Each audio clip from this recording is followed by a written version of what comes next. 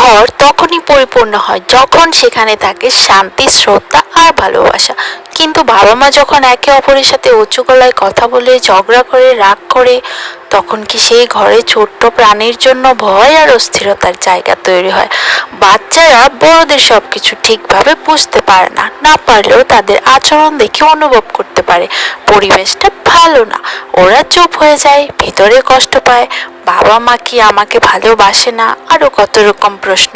সর্বোত্তম মুসলমান সেই যে তার পরিবার পরিজনের জন্য উত্তম। এই হাদিস শুধু উপদেশ না, এটা আমাদের ঘরের আয়না।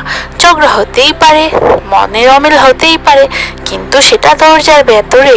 শিশুদের সামনে সব সময় ভালো ব্যবহার দেখাতে হবে। শিশুরা যা দেখে তাই শেখে।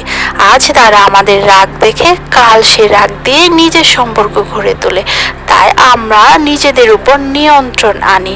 রাগ হলে একটু সময় নেই, দরজার পেছনে গিয়ে শান্তভাবে সমস্যার সমাধান খুঁজি।